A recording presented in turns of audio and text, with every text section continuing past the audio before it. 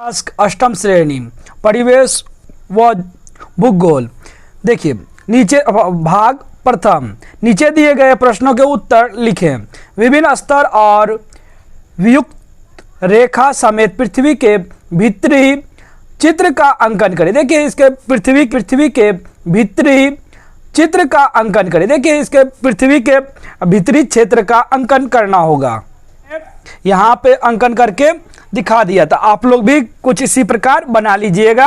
ये चित्र है, ऐसे चित्र बना करके उसके बाद देखिए यहाँ पे शिलामंडल, गुरुमंडल, केंद्र मंडल और इसके गहराई को आप लोग इस प्रकार लिख सकते हैं। तो इस प्रकार लिख दीजिएगा, बहुत ही स्केल की सहायता से बन जाएगा। स्केल की सहायता से बहुत ही सिंपल सा चित्र है ये। इस चित्रों को आप लोग इस प्रकार बना दीजिएगा। तो प्रथम और ये अंकन करें तो खाली अंकन करना और इसके बारे में कुछ लिखना नहीं है। तो ये सब आप लोग ऐसे करके दिखा दीजिए, जैसे सियाल हो गया, कनाड हो गया, फिर सीमा फेस हो गया, बाह्य केंद्र मंडल हो गया। तो ये सब ऐसे लंबाई करके बुक में भी दिया गया है, तो इसको लिख दीजिएगा।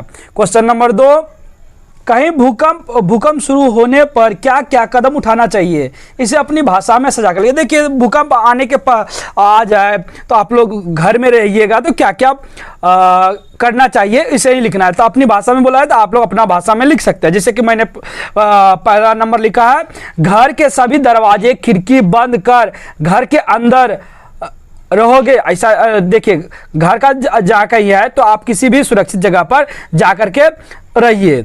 घर के किसी टेबल के नीचे छिप जाइए। हाँ देखिए टेबल के नीचे छिपने से होता है कि भूकंप आने के पश्चात भी हमारे सिर बच जाए। और जितनी जल्दी हो सके घर या स्कूल से निकलकर किसी खुले स्थान पर चले जाइए। तो ये भी बहुत अच्छी बात है कि आप लोग भूकंप आए तो घर से बाहर निकलकर चले जाइए।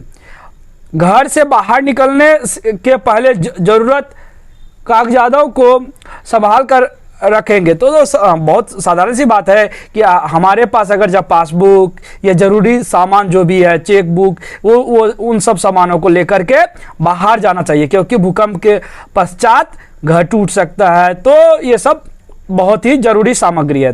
क्वेश्चन नंबर 3 में कोई भी 5 क्षेत्रों में 3 तरह के पत्थरों के उपयोग का उल्लेख उदाहरण के साथ दीजिए। देखिए आप लोग पत्थर के बारे में लिख दीजिए और उसका उदाहरण दे दीजिए। तो जैसे मैंने लिख दिया है क्वार्टर,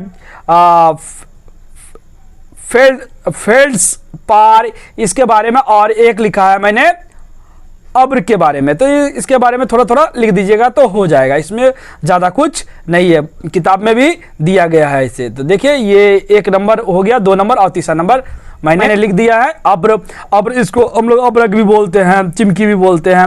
चमकीले, मुलायम और पतले और जल्दी विखंडित होने वाली खनिज है। तो इसके बारे में ऐसे करके थोड़ा थोड़ा लिख दीजिएगा तो आप लोग का इस प्रकार आंसर ये कंप्लीट हो जाएगा।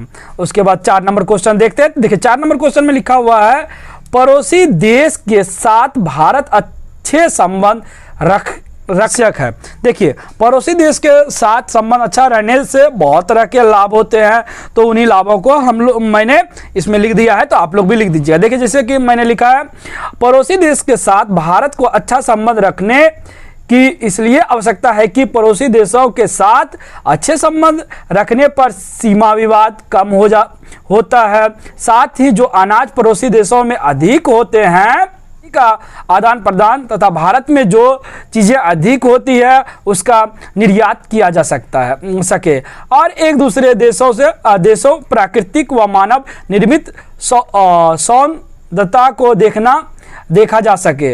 इन सब से धन की प्राप्ति होती है और हमारे संस्कृतियों का भी आदान प्रदान होता है। इतना लिखने से ही पर्याप्त